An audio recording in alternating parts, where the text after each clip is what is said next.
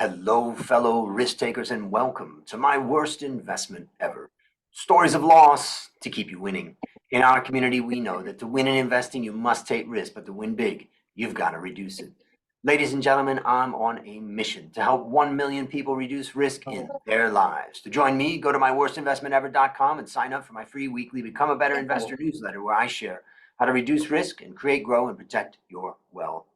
Fellow risk takers, this is your worst podcast host, Andrew Stotz from A Stotz Academy, and I'm here with featured guest Harvey Sawikin. Harvey, are you ready to join the mission? Absolutely. I'm excited to have you, and wow, what an interesting bio. Let me just introduce you to the audience. Harvey is the co-founder and co-manager of Firebird. Launched starting in early 1994, Firebird's funds were the first dedicated to the stock markets of Russia and the former Soviet Union. Harvey also co-founded the Amber Funds, which do private equity in the Baltic states. Before Firebird, he was an M&A lawyer at Wachtell Lipton after attending Harvard's law school and clerking for a federal judge. Harvey's novel about a young lawyer who becomes an insider trader was published by Simon & Schuster in 1995. He lives in Manhattan with his wife of 32 years and a neurotic 15-year-old cockapoo. Harvey, tell us about the unique value that you are bringing to this amazing world. Well, having been an investor for 30 years in emerging markets and surviving probably 5 major crises, I think I've seen every kind of cycle you can imagine, and they're vicious cycles in the sense of evil. And I think in preparing for this, I'm fortunate or unfortunate to have so many bad investments, as you can imagine, in all the countries I've invested in, not to mention my own outside investing, but just focusing on Eastern Europe, that it was a cornucopia of mistakes and different kinds of mistakes. So I narrowed it down to 2 because I felt that they illustrated sort of more general investment mistakes that you can make that are not just made in Eastern Europe, but anywhere. So my value is a lot of time, a lot of mistakes, and a healthy ability to and lots of self-criticism and self-reflection about what I do wrong and continue to do wrong even after learning the hard way. And just so for the audience's understanding, tell us about what is the breakdown of kind of where your investment funds are going and where your energy is focused. Well, we started to do just Russia, but very soon after that, other stock markets of the former Soviet Union started to launch, and we were among the first investors in a lot of them: Estonia, Lithuania, Kazakhstan, Romania, Georgia, everywhere that we thought had the characteristics of a good emerging market, and where there was something to buy for portfolio investors, since that was our main focus. So we really run a regional strategy.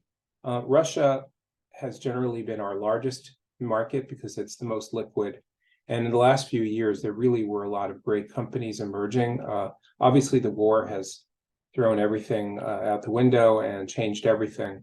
So right now, Russia's been marked down significantly. So it's not as big of a weighting in our regional funds anymore. And but we're active in, I think, right besides Russia, 8 other countries, and then there are 30 others that are theoretically in our mandate that have never been appropriate for investment for one reason or another, and some of them may yet become.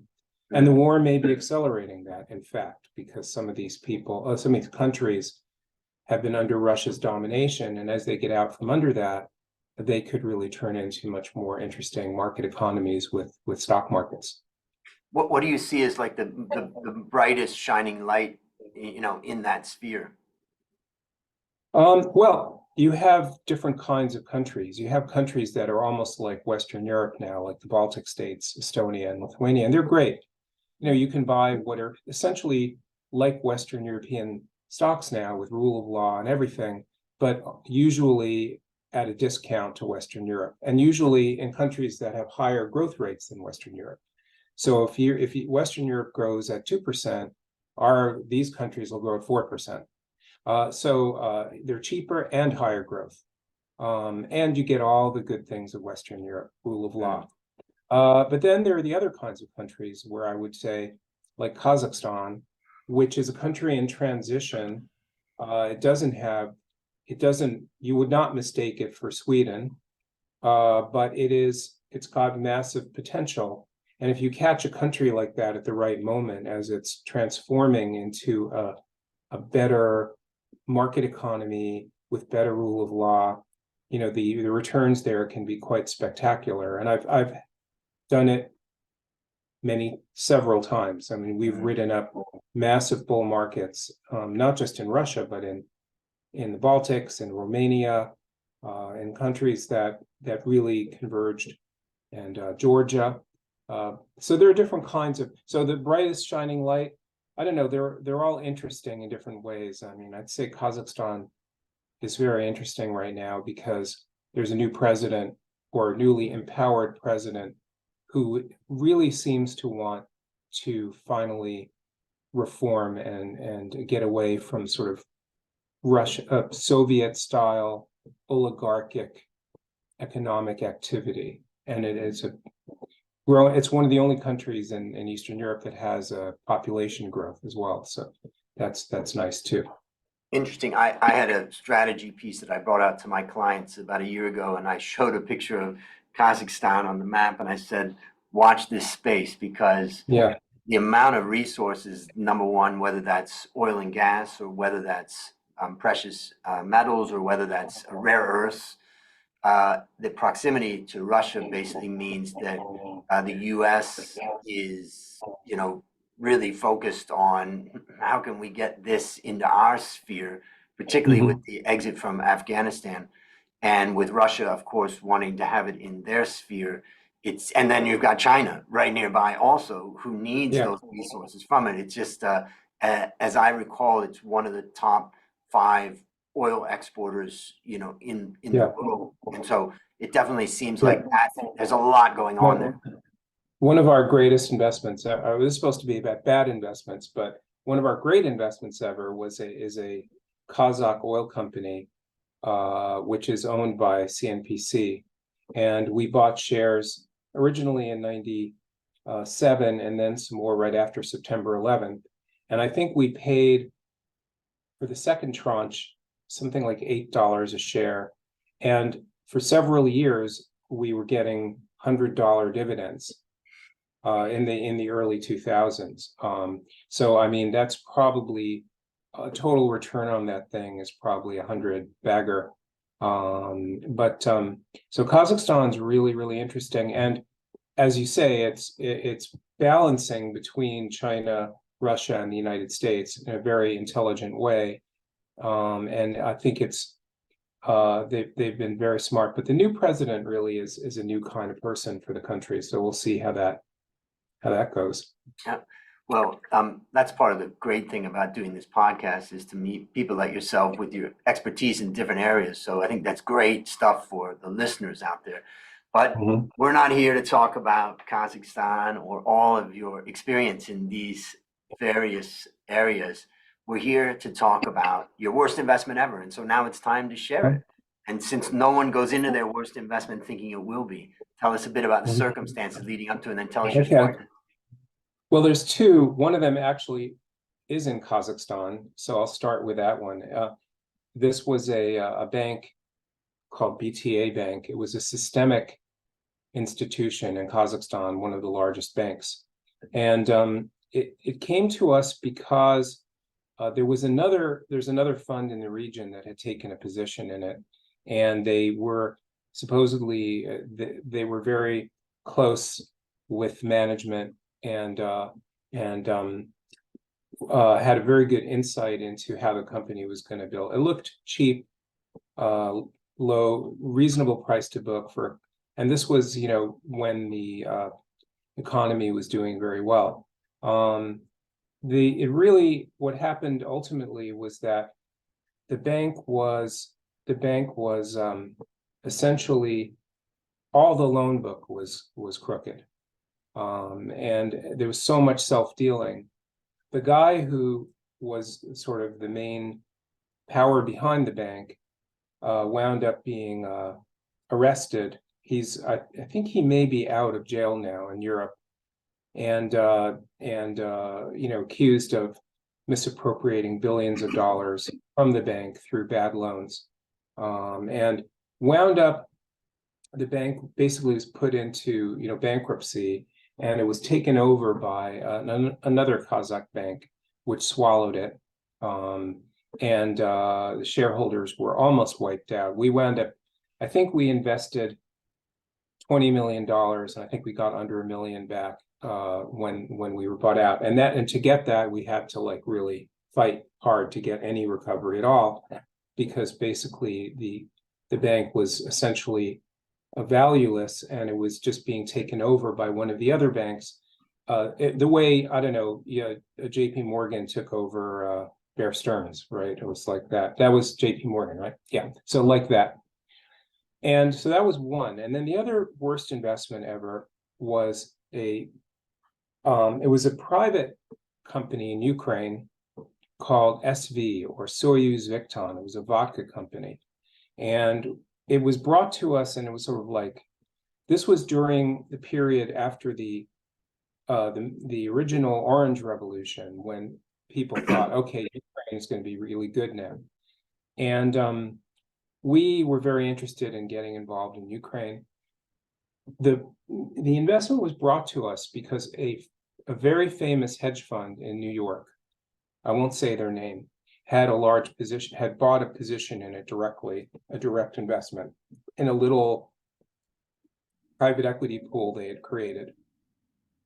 And they said that they had more than they'd maxed out how much they could take. And so they were willing to sell us part of their stake. And I said, whoa, Ukraine, vodka. We had a vodka tasting, and everybody liked it. And this fund, it's a very well-known fund. And I said, they know what they're doing, and they've drafted all these agreements with rule of London, choice of law, and all that kind of stuff. We made our investment, and literally within 2 or 3 weeks after we made the investment, they released horrendous earnings, financial results, which were 40% below where they were supposed to be. And we thought we had been just taken by the major hedge fund. In fact, I wound up litigating against them until I dropped the case, with the ruinous costs of litigation in England, and where the loser pays. I couldn't take the chance anymore. I don't actually, in long retrospect, I don't think they were trying to take us. I think they were also fooled. And it's the Ukrainian business culture at the time, just not ready for prime time. I mean, this was an environment until this war, and I think this war may change things in Ukraine, but for as long, every time things looked good in Ukraine, but the business culture never changed. People's attitudes were always steal, whatever, if you can steal today, there is no tomorrow. That has never been the case in a country like Russia.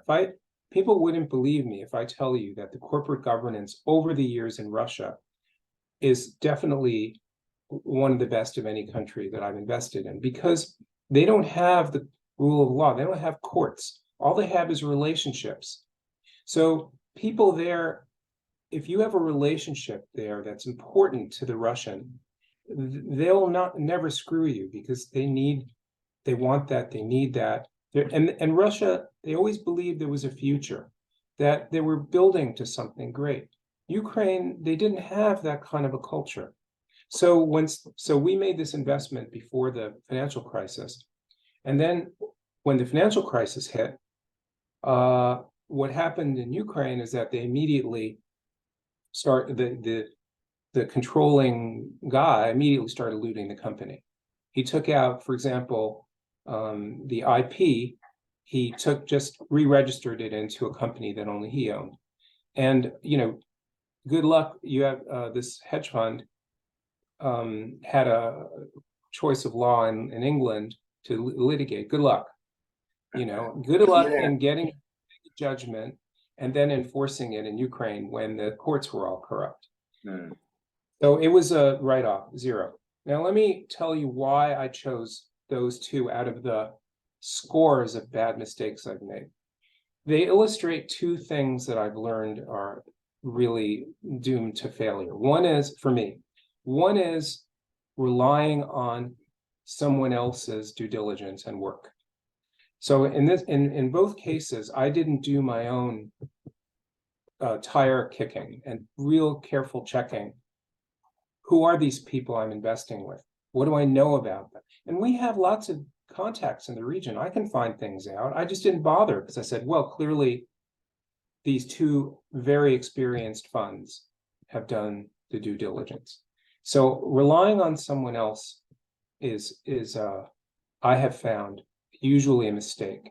And you never know what's going on. And then when stuff starts to go wrong, I called up, in the case of the Ukrainian company, I called up what's going on. And they didn't know any better than we did. And I realized this is a New York-based hedge fund that had no real experience in Eastern Europe or in private equity, by the way. I, at that point, had 20 years of experience in Eastern Europe. Why the heck was I relying on them? They should have been relying on me. So, big mistake. And in the Kazakh bank, same mistake. And then the second mistake that they both have in common, these investments were made at the peak of bubble, an emerging markets bubble in 2007, or 6-7, when we had money pouring into our funds, into Firebird funds. We were getting 1 month in 2007, I think we took in, for us, and a tremendous amount of money, I don't know, $50 million, $60 million. And I had a lot of FOMO, or FOMO, fear of missing upside. I felt I have to get fully invested. I can't sit here with all this cash. And I lowered my standards dramatically. I should have known better. It wasn't my first bubble rodeo. I'd seen it in, 97 also, but that time, the 2006, 2007 emerging markets bubble was so powerful that it would have taken a lot more self-restraint than we had to either turn away that money, say it's too hot, or to just sit back and hold it as cash and say, look, but what I did was, because the stock markets were kind of getting so frothy, and we said, well, the stock prices are high in Russia. Maybe I know what we'll do. We'll do a private deal at a big discount. So, and not just these two, we did a bunch of other private transactions at that time at discounts, saying, okay, well, at least we're not overpaying. But then when the music stopped in 2008, we got stuck. It was a bridge to nowhere. So we wound up being stuck with these things, some of these private deals. I'm still stuck with a couple of them that I've been trying to get out of for now, 15 years. And so bubble behavior like that is, and that's applicable. We saw it, of course, recently in the tech and venture bubble and crypto bubble where, money was pouring in. You had Tiger, well, I hate to speak ill of another fund, but this has been reported so widely. You had Tiger just basically saying, give us the money, we'll just buy anything. And supposedly they hired Bain. So they made mistake number one. At the top of a bubble, they were trying to get invested as fast as possible. And number two, they hired somebody else to do their work for them. They hired Bain to do the due diligence on these venture companies. And so that's both mistakes. So these mistakes are applicable to whatever you're in. And as somebody smart once said, The problem with being inside of a bubble is that it's invisible to you. We thought in 2006 and 07 that this was just perfect and fine and normal. It's normal that our funds are up 20 times. It's normal that everyone is pouring money to us because we're good and smart, and this part of the world is still going to grow and there's no limit to it. And, so I don't know if I ever get another chance to do the right thing. I will see if I learned from the mistakes, but I see other people doing it all the time. Yeah, maybe I'll share a couple things that I take away from it. The first thing I want to share is that, like, when we think about investing, we think about fund managers. Ultimately they're risk managers, and they're taking on. We're all taking on risk. But when I think about what you're investing in, it's like you are a real, you have a ability to take on some pretty amazing different risks that you're not going to face if you're trading in the S&P 500. So that's like my first observation, which is, fascinating. The second thing is, I've chronicled that being an analyst. I've analyzed all the different stories that have been either submitted to me or told to me. And I tried to classify them. And the number one most common mistake is failed to do your own research. And so this is a great example. And I use a case for CFA ethics. When I teach CFA ethics to young people, I say, if you're sitting at a dinner, you're having dinner at a restaurant, and there's a person sitting next to you, and you overhear them saying, we've just added $10 million of a particular stock into our portfolio. And then you go back and you add that to the portfolio of your clients. Have you violated ethics? And the answer is yes, you have, because you haven't done your due diligence. And everybody understands how foolish that would be. And I said, but what if you're sitting in that restaurant and the person sitting next to you was Warren Buffett? And he said, I'm just investing in such and such. Should you just race back and buy it? And of course, what we know is that you still need to do your own work, because it may be suitable for them and not for you for other reasons that you don't even see. But here we get a great example of why it's very important for every single investment that we do our own work. And I think other thing I added to that is, don't overestimate the knowledge, skills, persistence, and all that of other people. Many people are at the top of their game, at the top of their industry, because of many different factors. Sometimes it is, an intense focus. And other times it's riding a wave and all of that. So that's another thing. And then the third thing is that, the most dangerous time to invest is when it is the easiest to invest. When that money's coming in, when the headlines are reading, everything's great. And when it's just, there's no fool out there. You're not going to be a fool when you go and tell people that I'm buying and I'm making money in this up market. And where you'll be a fool is, eventually if you were to buy in a down market where nobody wants it and all that. So those are some of the things that I take away. Is there anything you would add to that? I mean, just recently, I remember Jim Cramer on Mad Money on CNBC. He was talking about, a couple months ago, he showed the 2-year treasury. And he said, anybody who buys this is crazy. You're going to get killed. And of course, that was the best thing you could have bought. It's, that was at 4% or whatever. And meanwhile, he had just recommended Silicon Valley Bank, saying, don't worry about it. But something I would add to what you said before about my specific risks. And very honestly, if I tell you, you won't believe this, but the people who've ripped me off over the years most successfully, they're not Russians, they're not Kazakhs, they're not even Ukrainians, although Ukrainians are good. It was Westerners, it was Canadians, it was British stock promoters. Back there was a resource junior bubble in the mid-2000s, and suddenly all these promoters emerged who were Canadian guys who got hold of a gold mine in Romania or got hold of an oil well in Kazakhstan. And when I met with those people, my defenses were down. They were like, oh yeah, he's not a Russian, I don't have to be so worried. And I got completely taken to the cleaners time and again probably a half dozen major blowups of half dozen things I invested in went to zero from these promoters. Whereas with Kazakhs and Russians, we're very, the fences are up. It takes a lot of thinking and talking and understanding to say, okay, I do trust this person. Our interests are aligned, and here's why.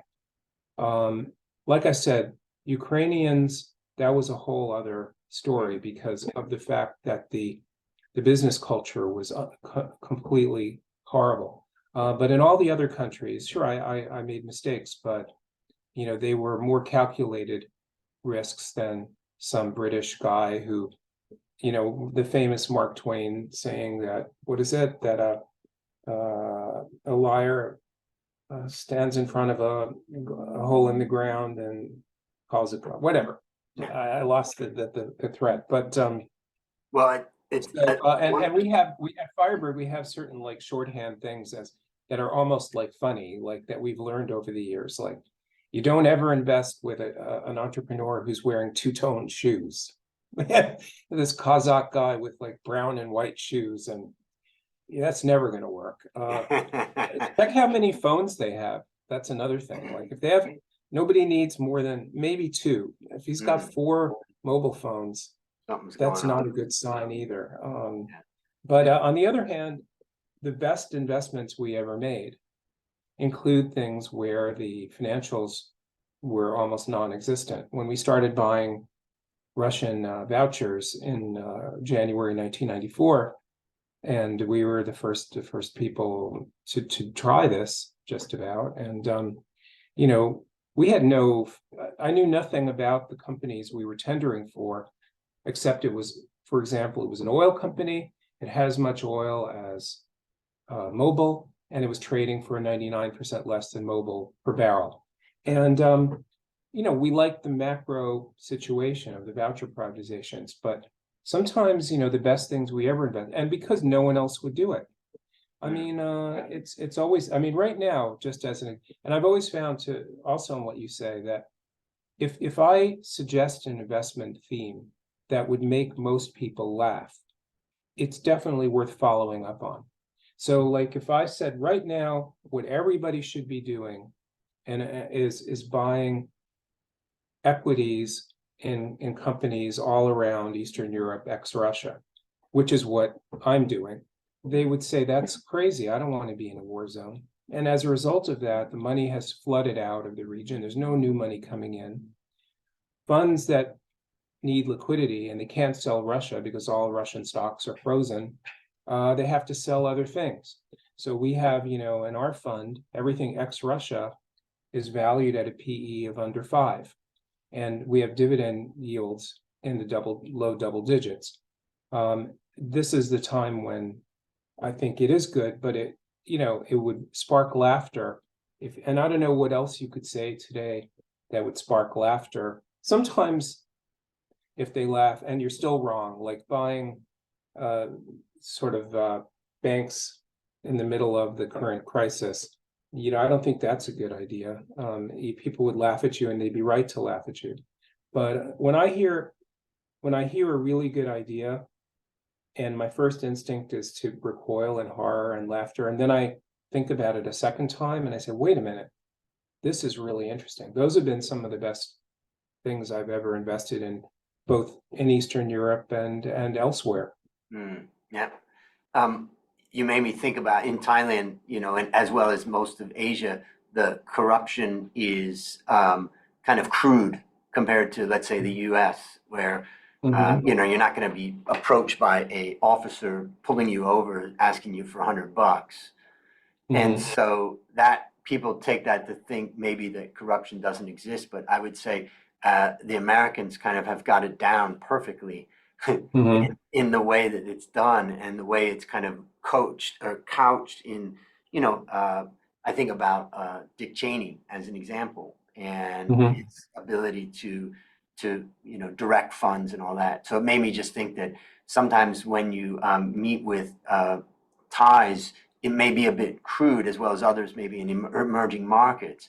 But when you meet with a Westerner, it may be a very different type of corruption or favoritism or corporatism or some kind of collusion with government that just is easy to overlook. So that's a great reminder for it. So I mean, even on the books, as an ex-lawyer, one of the things I've always been interested in are the legal systems in all these countries. And, on the books, shareholders have more rights in most of these Eastern European countries. And the reason is when they wrote their corporate laws, they cobbled together some of the best provisions from the British law and the US law. So there's things you can get away with in the United States that you can't get away with in Eastern Europe. For example, you can't buy control of a company without making a minority offer in Eastern Europe, which you can do here, unless they have a poison pill or some other takeover or some state. But people can get away with a lot of things here that they can't in Eastern Europe. Of course, someone would say to me, "Yeah, the laws are on the books, but can you enforce them?" The answer is, the courts in Eastern Europe have actually proven to be better than I would have thought on procedural matters. So if a company is required to make a minority buyout and doesn't make it, and you just show that to the court, generally those cases are good cases. You can win, and I've seen people win all kinds of cases. But you don't have to rely on. You don't want to make an investment.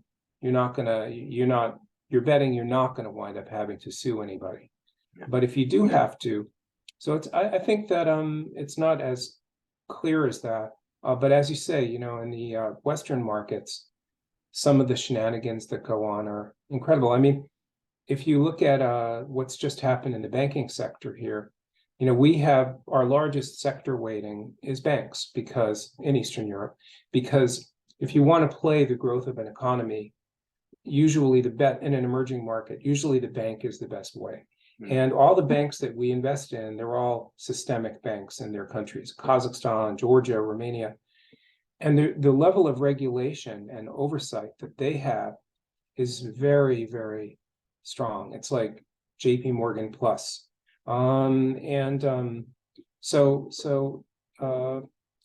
are certain advantages when you get into the developing world. People don't realize their advantages, but they don't understand, that especially the countries that want to do well, they will be very, very. Banking crisis is a disaster. It sets you back 5 years minimum in an emerging market. So they're doing everything they can to prevent that. So our banks in Eastern Europe, everything's marked to market. They don't have any held to maturity securities, or very, very little. When interest rates went up last year, their profits went up, not down. Everything's marked to market. So, and capital ratios are higher, and everything is loan to value is not as aggressive. So, it's that's one of the advantages. But I want to come back to Ukraine for a minute, just because I don't want to leave this talk and leave with a bad.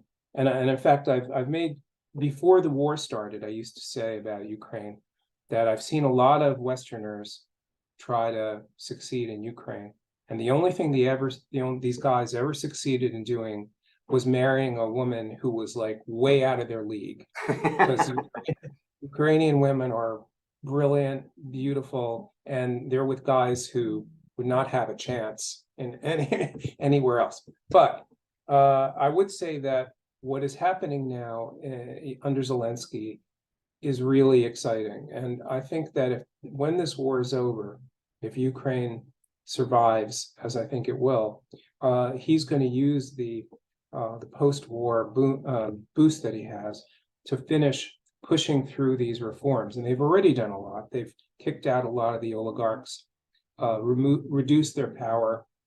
I didn't say not kicked out, but they've reduced their stranglehold over certain industries. Next, they have to fix the judicial system. But he will have a mandate to really finally make it. And I think Ukraine could be a wonderful opportunity, not necessarily for me, because I don't know that it'll be a portfolio investor opportunity. And I'm too old and it's too late in my life to do more private equity and real estate and things like that. Too hard, too much work and too much traveling. But for some, if some young person was asking me, where is there a good opportunity in emerging markets? I'd say, go to Ukraine, go to Western Ukraine where it's relatively safe and start to make contacts, because after this war, there's going to be hundreds of billions of dollars of reconstruction money. There's going to be opportunities in real estate and construction, and really is a chance to finally turn this country. And they will get on EU. They're already on EU track, and that changes everything. When a country gets on EU track in Eastern Europe, things really change. Usually, not always, but the example of Romania, where we've made very successful investments, is a great example of how the EU track keeps pulling them, even when it's their instinct to start doing things the old way. The people won't have it. The people will stand up and say, no, we want to be in the EU. We want to live like they do in Poland and like they do in Germany. So I think Ukraine after the war could be one of the great stories. I'm not sure I'll still be actively managing money, but we'll see. I hope so, because I think it could end. Let's hope it ends soon enough I'm optimistic about it. Okay. What's a resource you'd recommend for our listeners?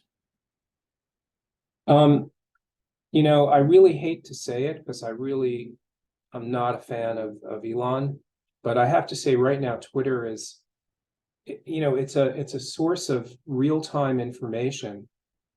And if you follow the right people, it's just so incredible.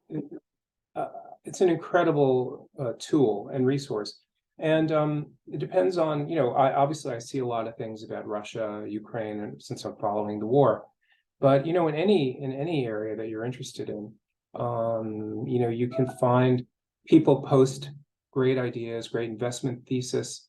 I bought Facebook at $100 because I read this brilliant thesis about it. Somebody just posted on Twitter who runs a fund, and he was bullish on Facebook and explained it. It was just right there. Yeah. So I like that, and obviously Bloomberg is great. That's all that really comes to mind at the moment. All right, last question. What's your number one goal for the next 12 months? Well, my number one hope for the next 12 months is that this war comes to an end, this insane war comes to an end in a way where, Ukraine is left to be a full country that it was before, and that Russia goes back to, reverses some of the track that they've been on for the last few years. I can't make that happen. My goal in investing is, with my Russian positions, is to hang on, make sure my investors have a chance to recover their money when this is all over, and in the end to continue to find value in the rest of Eastern Europe and enjoy what looks like a very good opportunity there. Well, listeners, there you have it, another story of loss to keep you winning. Remember, I'm on a mission to help 1 million people reduce risk in their lives. If you've not yet joined that mission, just go to myworstinvestmentever.com and join my free weekly Become a Better Investor newsletter to reduce risk in your life. As we conclude, Harvey, I want to thank you again for joining our mission. And on behalf of A. Stotz Academy, I hereby award you alumni status for turning your worst investment ever into your best teaching moment. Do you have any parting words for the audience? No, I love talking about my mistakes. And if you don't obsess over your mistakes, you're not a real investor.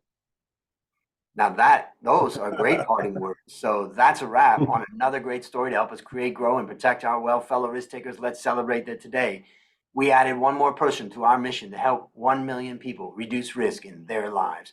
This is your worst podcast host, Andrew Stotz, saying, I'll see you on the upside.